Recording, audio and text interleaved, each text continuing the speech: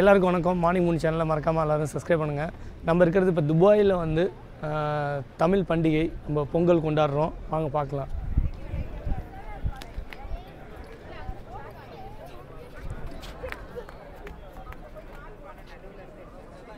இங்கே துபாயில் வந்து பார்த்திங்கன்னா அதேமாரி கரும்பு மஞ்சள்லாம் வச்சு கோபுரம் மாரி வடிவமைச்சிருக்காங்க. பொங்கல் பானை செமையாக பூக்கள்லாம் போட்டு மக்கள் வந்து ஒரு பாரம்பரியமான ஒரு பொங்கல் பண்டிகையை இங்கே வந்து கொண்டாடுறாங்க. இங்கே வந்து பார்த்திங்கன்னா நிறைய பசங்களும் வந்து அதுக்கான கலைகள் டான்ஸாக இருக்கட்டும், மயிலாட்டம், ஒயிலாட்டம் எல்லாம் துபாய் பொங்கலில் இருக்குது.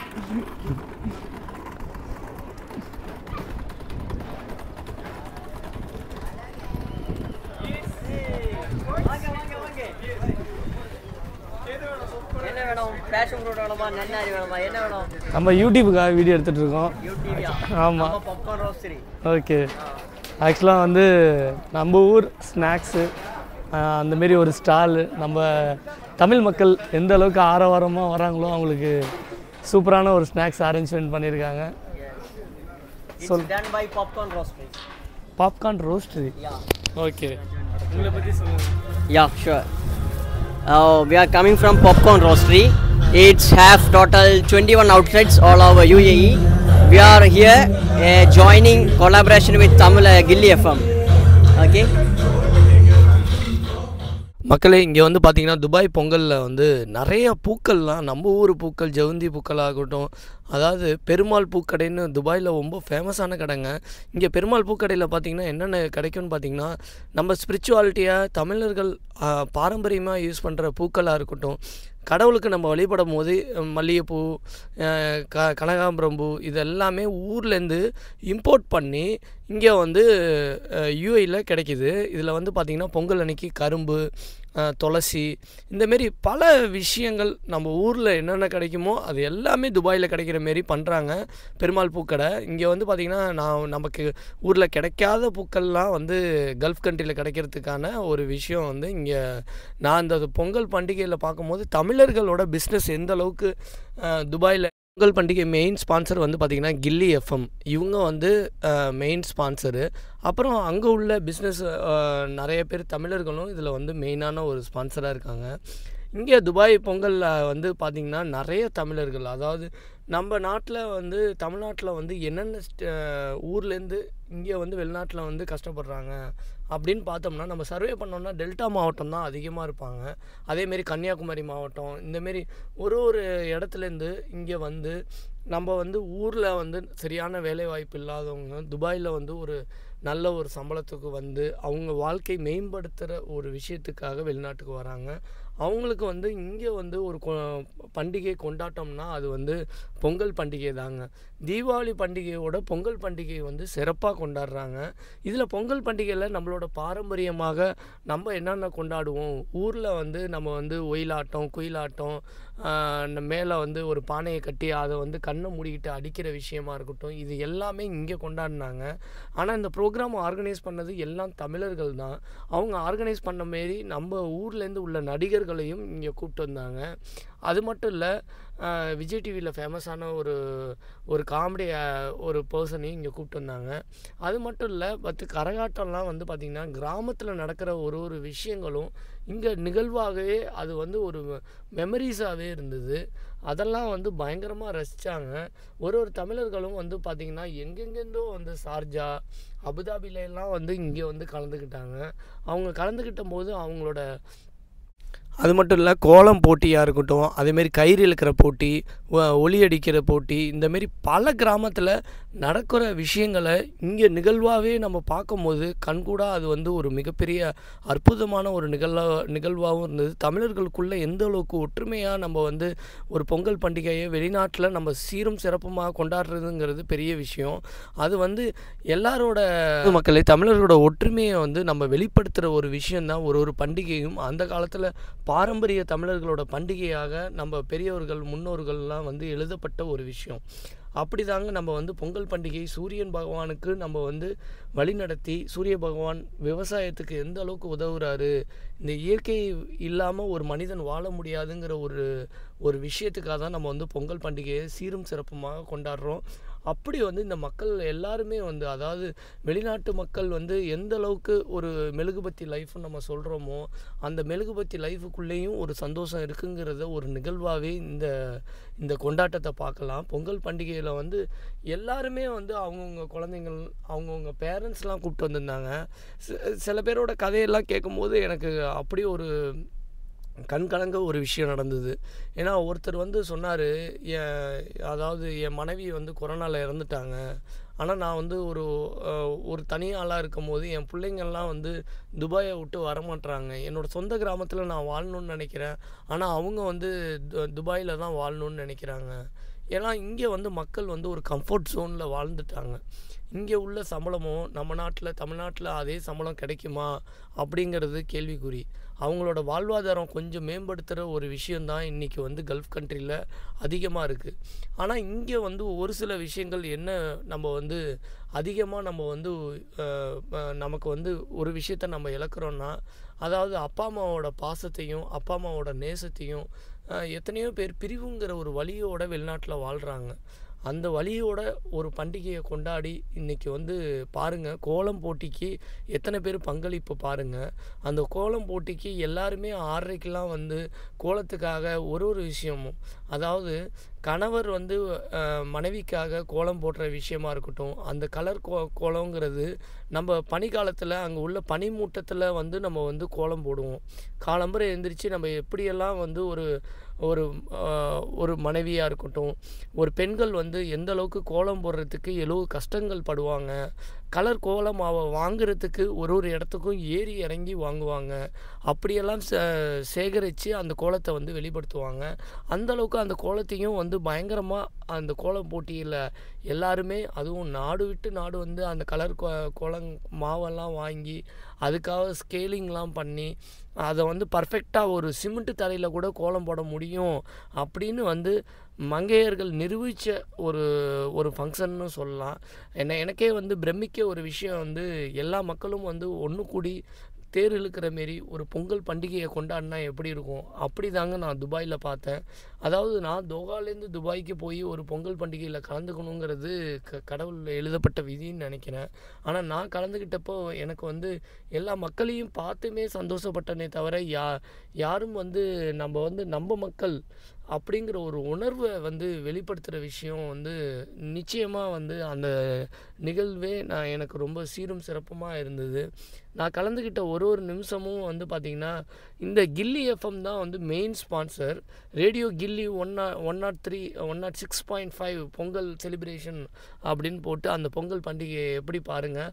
ஒரு பொங்கல் பானை சூரிய பகவான் நமக்கு வந்து பொங்கல் பண்டிகைனாலே நம்மளோட மெயின் வந்து மாடு தாங்க. ஒரு பசுமாடு ஒரு காளை மாடு இருந்தால் தான் வந்து அந்த ஊர்லேயே வந்து பொங்கல் பண்டிகையை வந்து கிராமத்தில் சீரும் சிறப்புமாக கொண்டாடுவாங்க.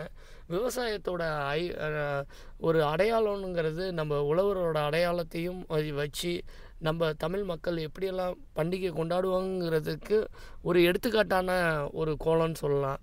அதேமாரி அடுத்தது பார்த்திங்கன்னா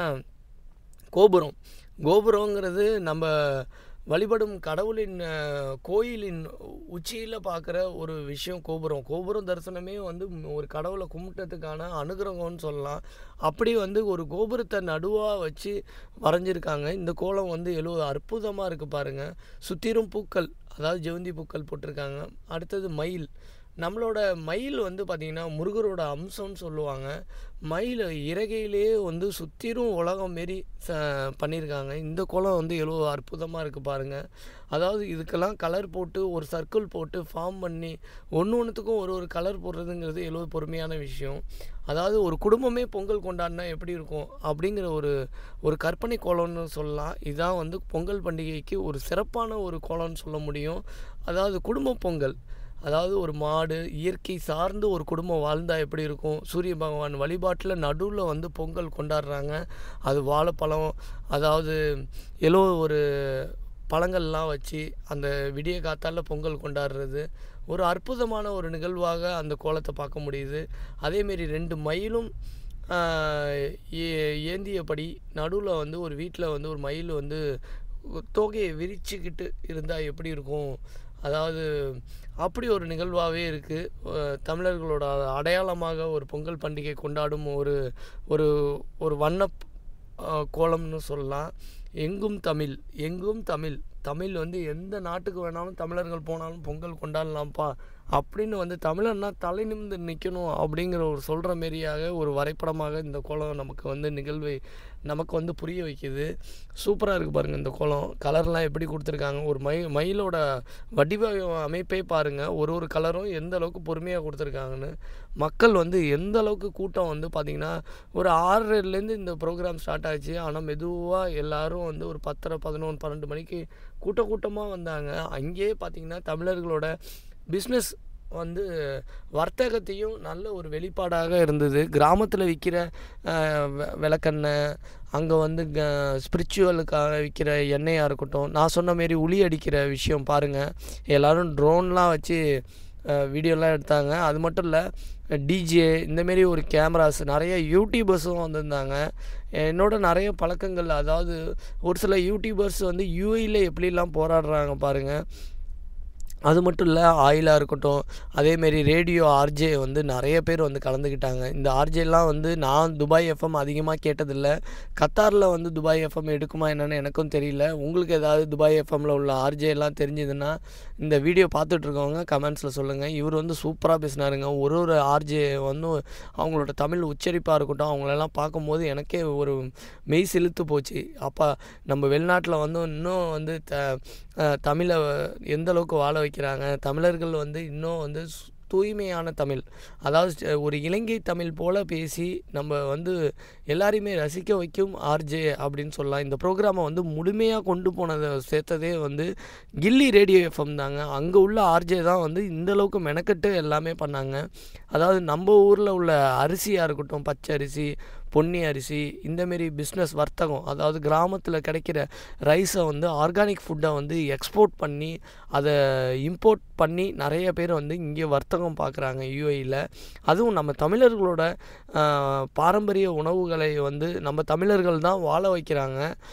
இந்தமாரி ஒரு வர்த்தகமும் இங்கே நடக்குதுங்கிறது ரொம்ப ஒரு சந்தோஷமான விஷயம்.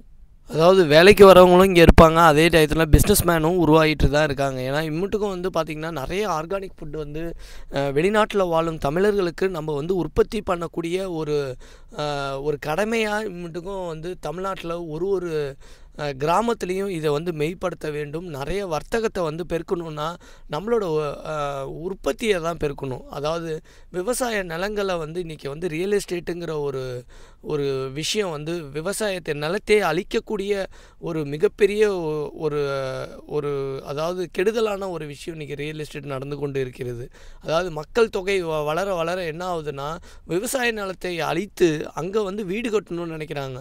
இம்மட்டுக்கும் வந்து நம்ம குழந்தைங்களுக்கு சொத்து சேர்க்கணுமோ இல்லையோ, நம்ம ஒரு விவசாயத்தை நிலத்தை சேர்க்கணும் என்று தமிழர்கள் வந்து எல்லாரும் வந்து அதை வந்து மனதில் ஏற்றுக்கொண்டு நம்ம வந்து நாளைக்கு ஒரு விவசாய நிலம் இருந்தால் ஒருத்தவங்க கோடீஸ்வரன், இன்றைக்கி வந்து ஒரு வீடு வந்து அப்பார்ட்மெண்ட் வாங்கணும், ஒரு வெளிநாட்டுக்கு வந்தால் ஒரு வீடு கட்டணும் அப்படிங்கிற ஒரு எண்ணத்தை மாற்றி நீங்கள் வந்து ஒரு விவசாய நிலத்தை வாங்கி நீங்கள் ஒரு விவசாயியாக ஆகணுங்கிற ஒரு எண்ணத்தை நம்ம வந்து நம்ம குழந்தைங்களுக்கு விதைக்கணுங்கிறது ஒரு தமிழர்களோட முக்கியத்துவமாக இருக்கணுங்கிறது இன்றைக்கி வந்து எல்லா மனிதர்கள் மனதிலையும் கண்டிப்பாக ஏற்கக்கூடிய ஒரு விஷயமா இருக்கணும். ஏன்னா இன்னும் வருங்காலத்தில் நம்ம வந்து அரிசிக்கு கஷ்டப்படுற காலம் வந்துருமோ அப்படிங்கிற ஒரு பயம் வந்து ஒரு தமிழர்களுக்குள்ளேயும் இருக்குது.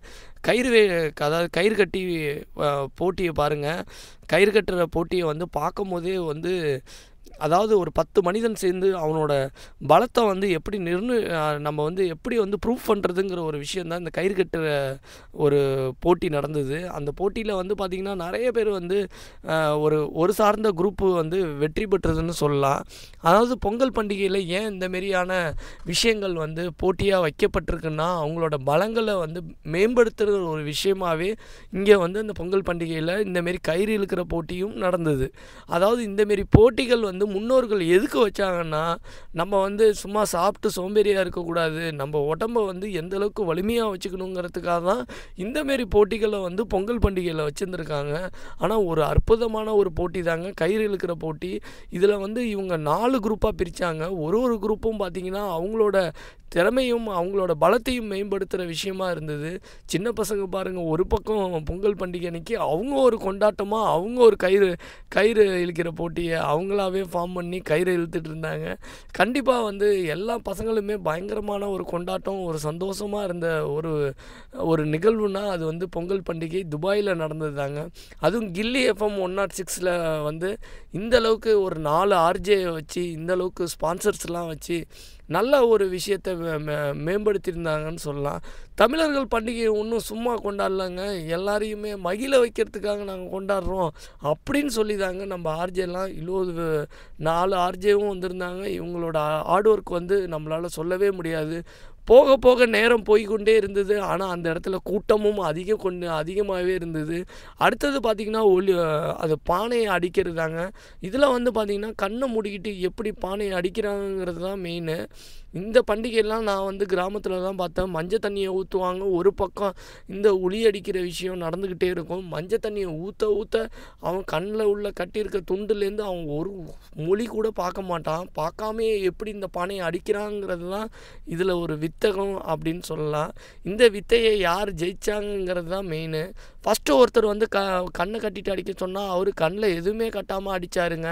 அது ஏன்னு எனக்கும் புரியல. அது உங்களுக்கு ஏதாவது அங்கே உள்ள நடந்த ஒரு விஷயத்தை மிஸ் பண்ணிட்டாங்களோ அப்படின்னு நினச்சிட்டு எல்லோரும் சொன்னாங்க, கண்ணை கட்டிட்டு தான்ப்பா அடிக்கணும். நம்ம ஆர்ஜேவும் அங்கே வந்து சொன்னார், கண்ணை கட்டிட்டு தான் அடிக்கணும், யார் கலந்துக்கிறதுக்கு பேர் கொடுங்கன்னு எல்லாருக்கிட்டையும் கேட்டுட்டு இருந்தார். அப்போ கூட்டத்தில் உள்ளவங்க நிறைய பேர் ஆர்வமாக பேரை கொடுத்தாங்க. யாரெல்லாம் அடித்து வின் பண்ணாங்கன்னு பாருங்கள். நான் வந்து ஃபஸ்ட்டு எடுத்த வீடியோவில் ஒருத்தர் கண்ணில் எதுவுமே கட்டாமல் அடித்தார். அவர் அடித்ததுக்கப்புறம் பார்த்தீங்கன்னா கண்ணில் கட்ட விட்டு அதுக்கப்புறம் மஞ்சள் தண்ணி இங்கே ஊற்றலை. ஏன்னா மஞ்சள் தண்ணி ஊற்றினா எல்லார் சட்டையும் நாஸ்தி ஆகிடுங்கிறதுக்காக மஞ்சள் தண்ணி ஊற்றாமல் எப்படி இந்த ஒளியை அடித்தாங்கங்கிறது தான் நீங்கள் பார்க்க போகிறீங்க. பாருங்கள், நல்ல ஒரு இன்ட்ரெஸ்டான ஒளி அடித்த ப்ரோக்ராமை பார்த்த ஒரு சாட்டிஸ்ஃபைடு இருக்கும். அதாவது மக்களே, இங்கே தமிழர்கள் வந்து ஒரு ஒற்றுமையோட கொண்டாடும் இந்த ஒளி அடிக்கிற ப்ரோக்ராமாக இருக்கட்டும், ஒரு விஷயமும் இந்த ப்ரோக்ராம் ஆர்கனைஸ் பண்ண விஷயங்களும் நம்மளை ரொம்ப மகிழ வச்சுது. ஆனால் நான் பார்க்கும்போது உண்மையிலேயே நான் கிராமத்துக்கு தான் வந்துட்டேன், நான் துபாயில் இருக்கேன்னா அப்படின்னு எனக்கு வந்து மெய்சிலுக்கிற விஷயமா இருந்தது. ஏன்னா அங்கே பாருங்கள், ஒளி அடிக்கும் போது எவ்வளோ கூட்டம் பாருங்கள். இவர் எப்படி அடிக்க போகிறாரு, இவர் எப்படி கண்ணை கட்டிட்டு அடிப்பார் அப்படின்னு நாங்கள் நினச்சோம். ஆனால் இவர் அடிக்கிறதுக்கு முன்னாடியே அந்த கயிறை மேலேருந்து கீழேயும் ட்ராப் பண்ணி அப் அண்ட் டவுனு அதை ட்ராப் பண்ணி திடீர்னு அப்போ இழுப்பாங்க. அப்போ அடிக்கவே முடியாது. ஆனால் இதில் அடித்தார்னா அந்த தண்ணி வந்து எங்கே பார்த்தாலும் தெளிக்கும். உள்ளே வந்து தண்ணி, அதாவது மஞ்சள் தண்ணி உள்ளே போட்டிருக்காங்க.